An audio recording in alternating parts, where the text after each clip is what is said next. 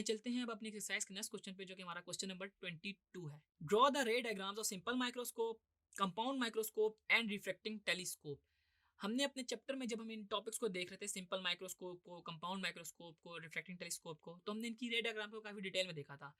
आइए इनको हम ब्रीफली रिव्यू करते हैं। सबसे पहले सिंपल माइक्रोस्कोप की बात करते हैं। तो सिंपल माइक्रोस्कोप में आपको पता है कि हम जो ऑब्जेक्ट है ना उसको फोकल लेंथ और ऑप्टिकल सेंटर के दरमियान रखते हैं। तो हमारे पास जो इमेज है वो वर्चुअल और मैग्नीफाइड व्यू उसका दे रही होती है। अब आते हैं हम कंपाउंड माइक्रोस्कोप में। कंपाउंड माइक्रोस्कोप में हमारे पास दो लेंसेज होते थे। आपको याद होगा, एक ऑब्जेक्टिव लेंस था और एक हमारे पास आई पीस था। जो हमारे पास ऑब्जेक्टिव लेंस की इमेज बन रही होती थी ना, वो आई पीस के लिए एज अ ऑब्जेक्ट ट्रीट हो रही होती थी, और वो ऑब्जेक्ट के ऐसे बनती थी कि हमारे पास ना एक काफी मैग्नीफाइड व्यू आता था, जिसको हम डिफरेंट पर्पस के लिए, जो बायोलॉजी पर्पस के लिए यूज कर रहे होते थे।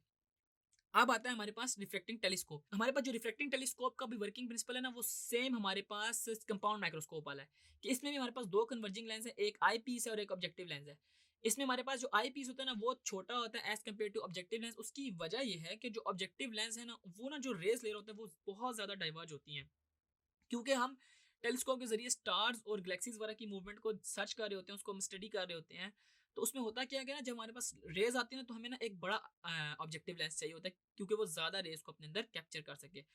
अब होता ही है कि जब वो ना रेज उस ऑब्जेक्टिव लेंस से क्रॉस करती हैं, तो वो किसी एक पॉइंट पे इमेज बनाती हैं, और वो इमेज जो है ना आई पीस के लिए एज ऑब्जेक्ट ट्रीट हो रही होती है, और उस ऑब्जेक्ट को हम एक वर्चुअल मैग्नीफाइड व्यू भी देख सकते हैं।